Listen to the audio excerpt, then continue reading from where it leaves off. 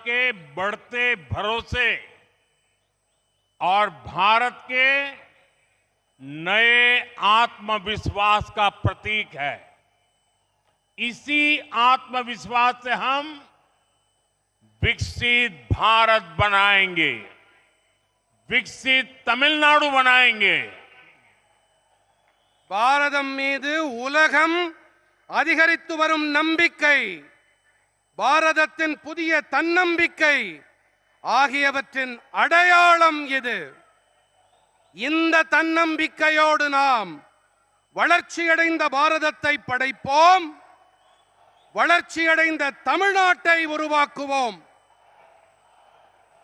आज भी यहां भगवान रामेश्वर और भगवान तिरुचेंदूर मुरुगन के आशीर्वाद से तूतुकुड़ी में विकास का नया अध्याय लिखा जा रहा है। 2014 में तमिलनाडु को डेवलपमेंट के शिखर पर ले जाने का जो मिशन शुरू हुआ था, तूतुकुड़ी लगातार उसका साक्षी बन रहा है। இன்றும் கூட பகவான் ராமேஸ்வரன் அறுபடை வீட்டின் இரண்டாம் படை வீடாம் திருச்செந்தி நகருரையும் செந்தூர் முருகன் ஆகிய தெய்வங்களின் நல்லாசியோடு தூத்துக்குடியில் வளர்ச்சி பணிகளின் புதிய அத்தியாயம் எழுதப்பட்டு வருகின்றது.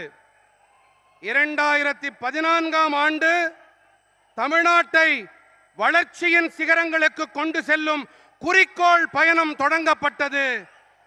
தொடர்ந்து அதன் சாட்சியாக தூத்துக்குடி ஆகிக் கொண்டிருக்கின்றது. फ्रेंड्स, पिछले साल फरवरी में मैंने यहां वीओ चिदंबरनार पोर्ट के लिए आउटर हार्बर कंटेनर टर्मिनल का शिलान्यास किया था। उस समय सैकड़ों करोड़ रुपए के प्रोजेक्ट का इनॉग्रेशन भी हुआ था। सितंबर में मैंने नए तूतुकुड़ी इंटरनेशनल कंटेनर टर्मिनल का लोकार्पण किया था। நண்பர்களே, கடந்த ஆண்டு பிப்ரவரி மாதம் நான் இங்கே வாவு சிதம்பரனார் துறைமுகத்திலே வெளிப்புற துறைமுக சரக்கு பெட்டி முனையத்திற்கான அடிக்கல் நாட்டினேன். பல நூற்றுக்கணக்கான கோடி ரூபாய் பெருமானம் உள்ள திட்டங்களை அப்போது நான் தொடக்கி வைத்தேன். செப்டம்பரிலே புதிய தூத்துக்குடி சர்வதேச சரக்கு பெட்டி முனையத்தை குடிமக்களுக்கு நான் அர்ப்பணம் செய்தேன். आज एक बार फिर यहां 4800 करोड़ रुपीस के प्रोजेक्ट का लोकार्पण और शिलान्यास किया गया है।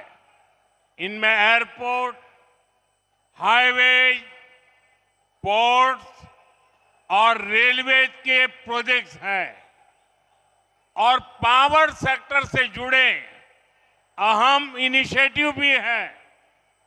मैं आप सभी को, तमिलनाडु की जनता को इसकी बहुत बहुत बधाई देता हूं। இன்று 4800 கோடி ரூபாய் பெருமானம் உள்ள திட்டங்கள் மக்களுக்கு அர்ப்பணிக்கப்படவும் இருக்கின்றன, அடிக்கல் நாட்டப்படவும் இருக்கின்றன. இவற்றில் விமான நிலையங்கள், நெடுஞ்சாலைகள், துறைமுகங்கள் மற்றும் ரயில்வே துறையின் திட்டங்களோடு எரிசக்தி துறை சார்ந்த முக்கியமான முன்னெடுப்புகள் இருக்கின்றன. நான் உங்கள் அனைவருக்கும், தமிழ்நாட்டின் மக்களுக்கும் இதன் பொருட்டு வாழ்த்துக்களை தெரிவித்துக் கொள்கிறேன். साथियों, इंफ्रास्ट्रक्चर और एनर्जी ये किसी भी स्टेट के डेवलपमेंट की बैकबोन होते हैं। इन 11 इयर्स में इंफ्रा और एनर्जी पर हमारा फोकस ये बताता है कि तमिलनाडु का विकास हमारी कितनी बड़ी प्रायोरिटी है। आज की सभी परियोजनाएं भी तूतुकुड़ी और तमिलनाडु को कनेक्टिविटी, क्लीन एनर्जी और नई अपॉर्चुनिटीज का हब बनाएगी। நண்பர்களே, உள்கட்டமைப்பு மற்றும் எரிசக்தி இவை எந்த ஒரு மாநிலத்தின் முன்னேற்றத்திற்கும் முதுகெலும்பு போன்றவை. இந்த 11 ஆண்டுகளிலே உள்கட்டமைப்பு மற்றும் எரிசக்தி துறைகளின் மீது நமது முனைப்பான கவனம் நமக்கு என்ன தெரிவிக்கிறது என்றால், தமிழ்நாட்டின் வளர்ச்சி நமக்கு எத்தனை முதன்மையானது என்பதைத்தான். இன்றைய அனைத்து திட்டங்களும் இணைப்பு திறன், மாசேற்படுத்தா எரிசக்தி மற்றும் புதிய வாய்ப்புகள் ஆகியவற்றின் மையப்புள்ளியாக தூத்துக்குடியையும் தமிழ்நாட்டையும் உருவாக்கும்.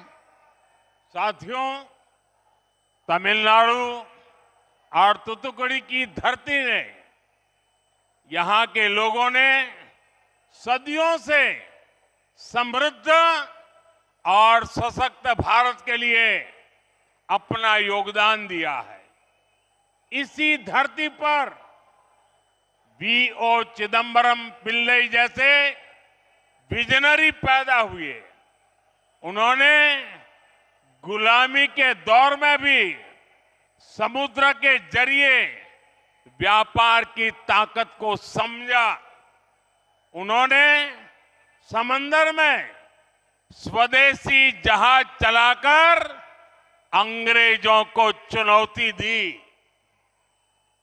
நண்பர்களே, தமிழ்நாடு மற்றும் தூத்துக்குடியின் மண்ணும் இங்கிருக்கும் மக்களும் பல நூற்றாண்டு காலமாக, பல நூற்றாண்டுகளாக தன்னிறைவான சக்தி படைத்த பாரதத்திற்காக தங்களுடைய பங்களிப்பை அளித்து வந்திருக்கின்றார்கள். இதே மண்ணில்தான் வ.உ. சிதம்பரம் பிள்ளை அவர்களைப் போன்ற தொலைநோக்காளர்கள் தோன்றினார்கள். அடிமைப்பட்டிருந்த காலத்திலேயே கூட கடல் வழி வாணிபத்தின் சக்தியை புரிந்து கொண்டவர் அவர். ஆழ்கடல்களின் மீது சுதேசி கப்பலை செலுத்தி ஆங்கிலேயர்களுக்கு சவால் விட்டவர் வ.உ. சிதம்பரம் பிள்ளை அவர்கள். इसी भूमि पर वीर पांड्या कट्टाबोम्मन और अळगु मुथुकोन जैसे महापुरुषों ने स्वतंत्र और समर्थ भारत का सपना बुना था।